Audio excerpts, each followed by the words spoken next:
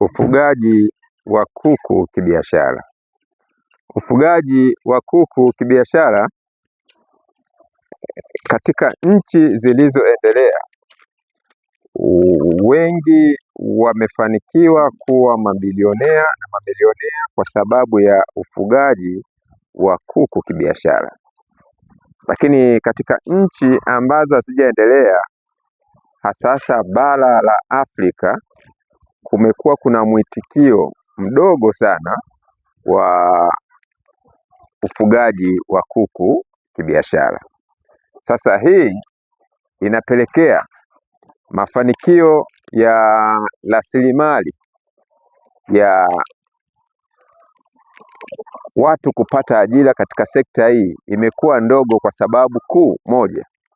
Kwa sababu ni kwamba watu wengi bado hawajajua siri ya mafanikio ya kazi katika huu ufugaji wa kuku.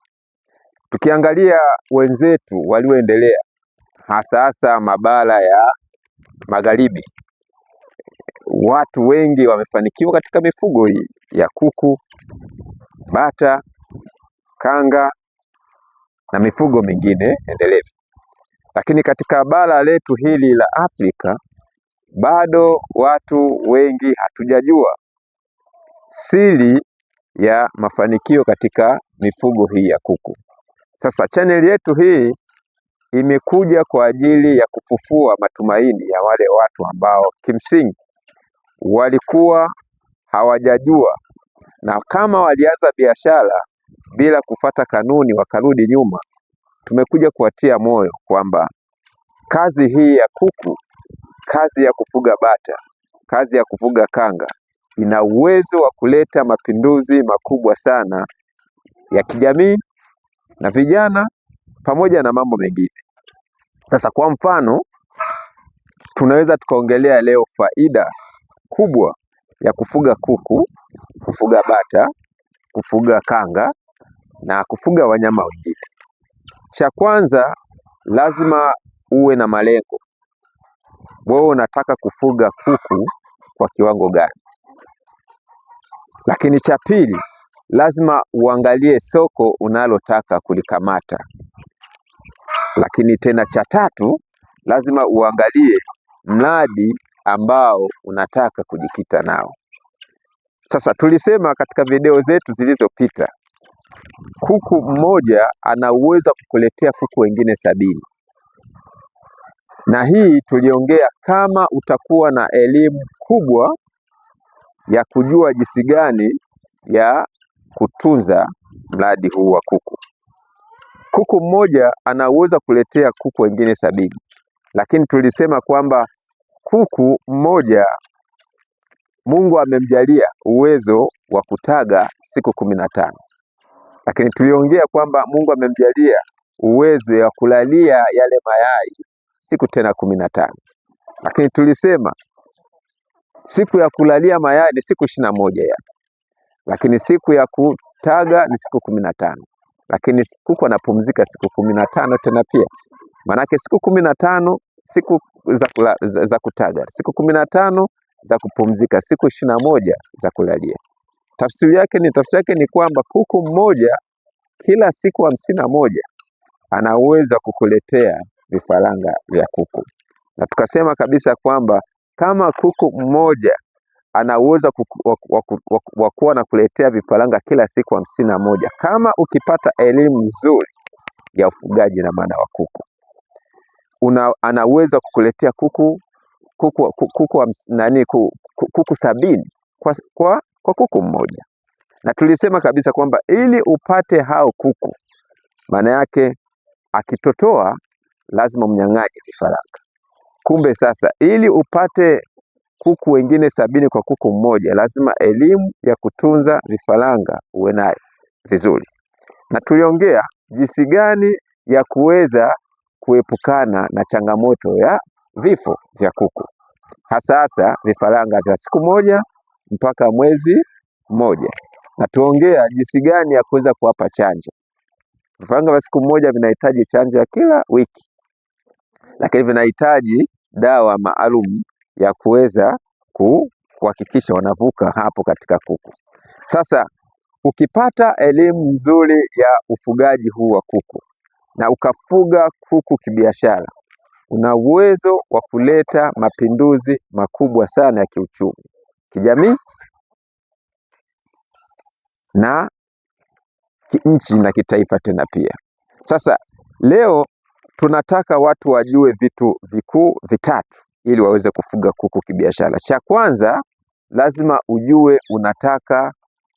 ujue changamoto za ufugaji wa kuku, na tunajua mafanikio yamejificha ndani ya changamoto. Hakuna biashara yoyote ile unaweza ukaifanya ikakosa changamoto. Hakuna biashara yote unaweza ukaifanya ambayo haina changamoto. Cha msingi ni kujua jinsi ya kuweza kukabiliana na hizo changamoto.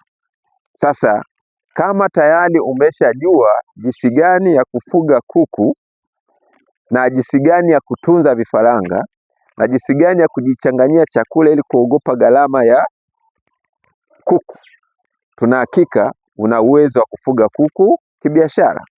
Na ili uweze kufuga kuku kibiashara, tumeongelea mambo mengi ambayo yamepanuka, na tunasema mnyororo wa ufugaji wa kuku una mnyororo mkubwa sana. Kwanza, una uwezo ukajikita kwenye kuku nyama, kuku wa nyama, lakini tulisema kabisa kwamba kuna mnyororo tena mwingine wa mayai. Unaweza ukajikita tena kwenye kuku tena wa kuletea na maana mayai, lakini unaweza ukajikita tena kwenye mnyororo tena mwingine wa samadi. Unaweza ukajikita samadi yako unaifuga ukaipeleka tena kwenye uzalishaji wa mboga za majani. Sasa tunaona kuku wana mnyororo mkubwa kiasi ambacho ukijikita nao na ukajua changamoto ya ufugaji wa kuku na ukafuga kuku tena kibiashara, una uwezo wa kuleta mapinduzi makubwa sana ya kiuchumi. Lakini jambo tena lingine la kuangalia, banda unaloanza kulifuga. Kuna uwezekano mkubwa wa banda unalofugia na likawa ni chanzo cha kuleta magonjwa, aidha ikawa sio chanzo cha kuleta magonjwa. Lazima uangalie hewa na mandhari ya banda yenyewe. Lakini lazima tena uangalie kuku wako unataka kuwafuga katika namna gani. Katika namna ya sensa, unafungua asubuhi unaangalia jioni, aidha katika namna ya kupanua. Sasa ukifuga kuku kibiashara, kuna mambo lazima ujifunze ili ulete mapinduzi makubwa sana ya nini? Ya kilimo. Kwa mfano, lengo letu ni baada ya miaka mitatu tuwe tayari tuna uwezo wa kupanua soko ya ufugaji wa kuku. Tuwe tuna uwezo wa kufuga kuku zaidi ya 5,000 katika baada ya miaka 82. Na ndio maana tunaanza upanuzi wa mabanda yetu ya kuku. Sasa ukifuga kuku kibiashara, ukawa na kiu ya kujifunza changamoto za kuku kila siku, wewe utakuwa ni mfugaji mkubwa sana wa kuku.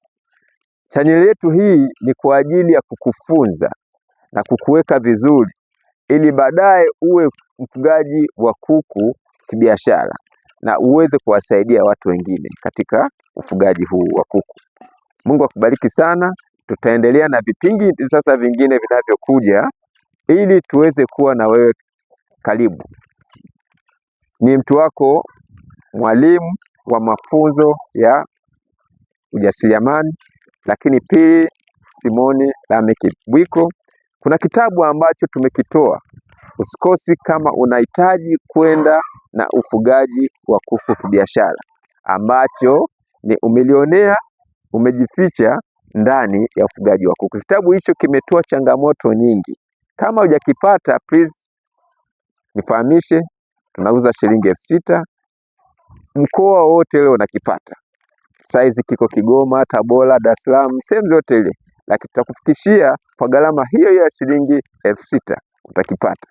Lakini tunaamini ukipata hicho utakuwa umepata changamoto kubwa sana ya ufugaji huu wa kuku.